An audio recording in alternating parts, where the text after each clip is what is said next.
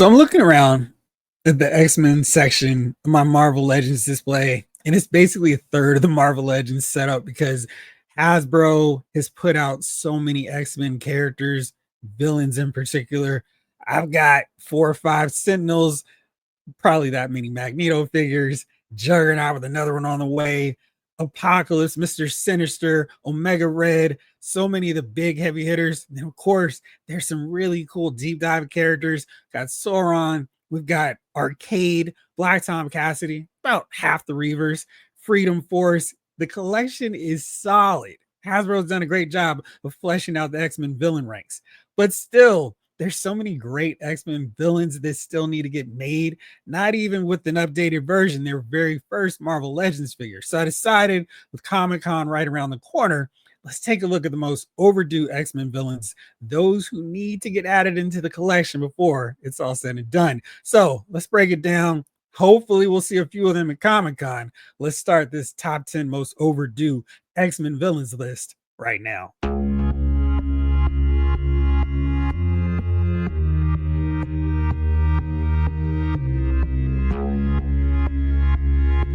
What's up, everybody? It's Jeffrey Lyles welcoming you to another edition of Lyles Figure Files. Let's get right into it. Of course, with an honorable mention slash tie at number 10. I was really back and forth with this. I kind of felt like, I want this guy, but then the other one's probably more important to the X-Men lore. So I just said, we'll just call it a tie, call it an even deal here. So I'm starting off with this guy, Moses Magnum, not necessarily just an X-Men villain, but look at this outfit. It is too clean, too sleek not to be made into a figure. I mean, this whole white outfit, it's such a great outfit. And he's responsible for helping Banshee to lose his powers for a really extended point in time in X-Men history. So that kind of stands for something. And Magnum is actually a great villain because he tangles with the Avengers. He battles the Thunderbolts, Power Man, and Iron Fist. He's all over the place. Now, this outfit, way too cool. It's got to get in there. Let's take another look at it. He is laying the business on Colossus. So you get a sense of how big you should be. Pretty tall, a little bit bigger than your average character. But I mean, look at this white. It looks so clean against him. And he's got a little bit of a fro going and he's losing it. Got a little bit of George Jefferson thing going on here. But somebody big enough and bad enough to tangle with Colossus, beat him down, also layeth the smackdown to Wolverine. I mean, he basically gives him the hand. And it's like, yeah, dude, I am not the man I was, X-Men. Indeed, I am no longer a man. I am power. But is he unlimited power? But I mean, come on, we got a guy who's throwing it down on Colossus and Wolverine, rocking this cool, smooth white outfit. I mean, you know how quickly white outfits and shoes get dirty? He's like, I don't care. I'm Moses Magnum. So I want to see him in here. So he's my 10B character, and my 10A is somebody that probably needs to get in there. It's Trevor Fitzroy. He's a guy battled Bishop. He's the one that kind of brings him into the old school, his past, the present when he gets introduced way back in 1992, which seems wild to me to say that, how long ago that was. And Fitzroy has a really cool costume. It's one that really would make him stand out among some of your other X-Men villains. We have most of the 90s villains anyway. We've got Sinister, we've got Apocalypse, Omega Red. Fitzroy, he's got an outfit. I mean, he's one of those upstart Hellfire Club members. I think he'd be a really fun looking figure to add to the mix. And then, of course, he got one back in the Toy Biz 5-inch scale days. And he's got his futuristic crystal battle armor in this one. Don't necessarily need to see that. But, I mean, look at the green hair going. I mean, clearly a guy from the 90s. He would make for a really fun looking figure in the collection. Here's another look at him. He just look at this deal. He totally would fit in here. And he drains energy. He's an energy vampire. So, I mean, he really feeds off literally against your Bishop figure. So let's get him in the mix. Again, I'm looking at colors kind of stand out a little bit different. I mean, how many green and purple guys do we have in that X-Men villain ranks? So there you go. Trevor Fitzroy, number 10A. Next up, continuing the great color scheme here, is Mask. Mask is a member of the Morlocks. He's one of the longest tenured members alongside Callisto, Caliban. Was it Sunder? Yeah, the 4 of them founded the Morlocks. Mask is not the most dynamic looking figure. I mean, they could do some wild stuff with his head sculpt, but he's a dude in a robe essentially. But I think he's been around too long to not do some fun stuff. I mean, you could just do the shrouded where we don't even see his head, hood sculpt. And of course, I need this better than we got the hood execution because that figure is terrible. But Mask is somebody, he's been around way too long. A constant thorn in the side of the X-Men, X Factor, New Mutants, you name it. So he's been around way too long. Let's get him a figure. Again, I'm not expecting too much articulation here. He just needs to be able to reach out with his ugly mitts and transform people, make their faces look like abominations like his. But yeah, I think Mask is overdue. And we have a Callisto figure. She needs it to get an updated version. But let's add some more members to our Morlock ranks. Let's get Mask in the mix too. Next up is Mesmero. Mesmero has a great costume. He is one that would definitely stand out. I mean, again, he's got the green, full on green skin mutant. That's like, okay, cool. Where's this guy? Where's this guy been in my collection all my life? And he's got a really great story in the classic X-Men backup story when Mesmero takes over the new X-Men and Beast has to come save the day and rescue them. But this backup story shows exactly how he corrupts and influences all the X-Men, including this familiar looking redhead who happens to be wearing a green outfit too. And his outfit's so intricate, they'd have to put in some really solid work, but he would really stand out in your X-Men display. I mean, with the helmet, with the neck collar piece, the cape coming through the belt. I mean, this guy looks amazing. If you need more proof, check out this John Byrne drawing. I mean, this is a wild outfit. And there's no one else in your X-Men collection who looks remotely like this. And yeah, he's got purple and he's got an M. You're not going to confuse him with Magneto, though. I mean, this is such a cool look, great outfit. I'd love to see him in the mix. He's probably one of my visual top 5 characters I'd like to see in the ranks just because of how much he would stand out in a display. Next up is this guy, Stephen Lang. And I have long since said this era of the X-Men, the Dave Cockrum, John Byrne collaborating with Chris Claremont is my all-time favorite comic book run. And to me, it really gets going when Eric the Red comes through with Havoc and Polaris, corrupts them, and has them fight the X-Men. But this is one of the big moments in that whole run where Stephen Lang has got his Sentinels. They kidnap some of the X-Men and Professor X, Peter Corbo, and he's got them on the station, has the X-Men fighting his anti-X-Men, and they have this big blowout deal. His X-Sentinels, not anti-X-Men. So he's got the X-Sentinels fighting. And again, we don't have a lot of villains rocking a white color scheme.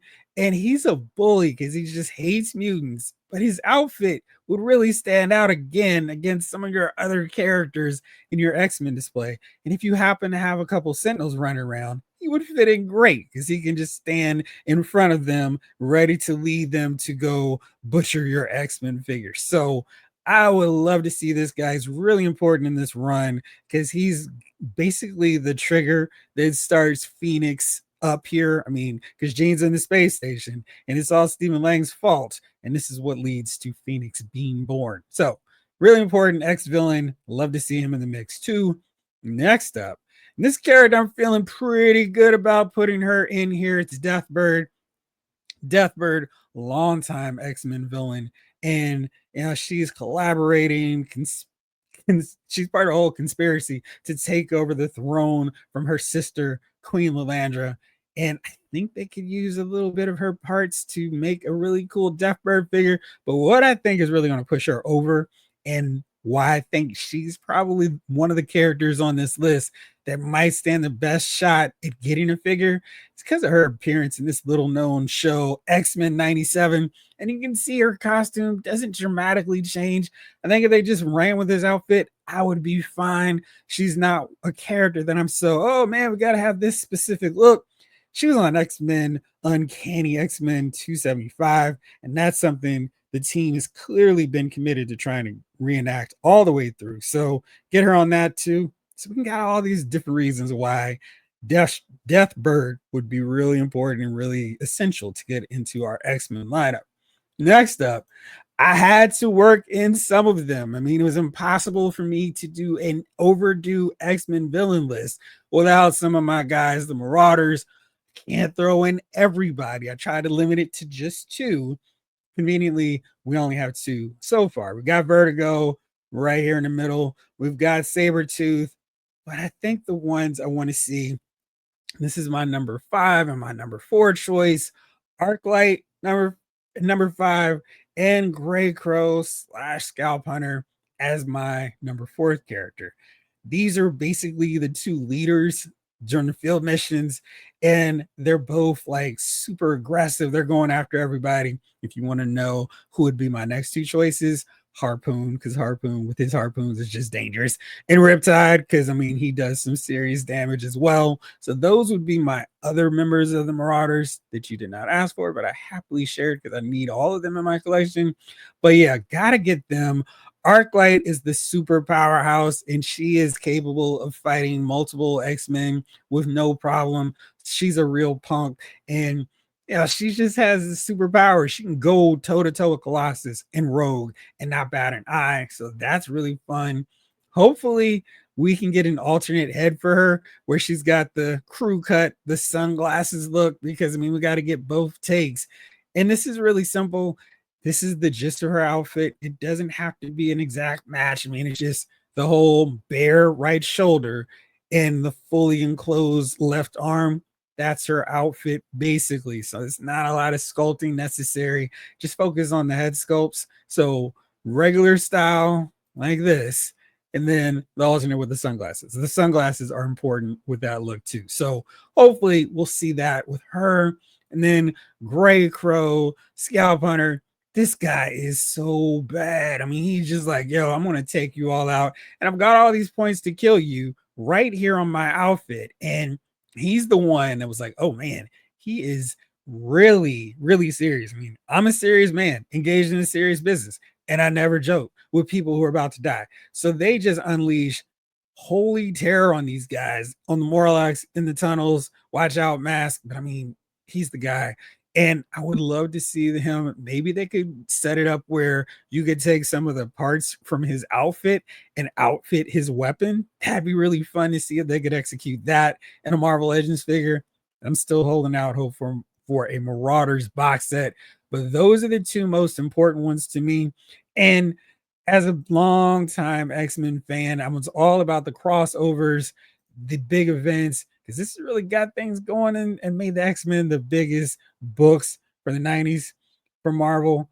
So my next one ties into one of the biggest, Inferno, and it's number 3. It's number 2 on my list. We've already got a great Mr. Sinister. I wouldn't be upset if we got a Mark Silvestri version, but Sim and Nastri, and of course, someone will tell me I mispronounced their names, but it's okay. Sim, big, massive dude. I mean, I feel like we've got enough body parts, molds that we could whip up a pretty simple version of Sim, and we just need a tail.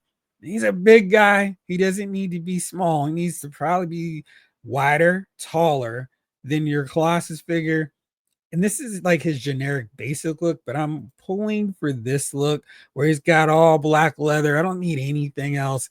It's just basic, simple, like the Inferno house ad.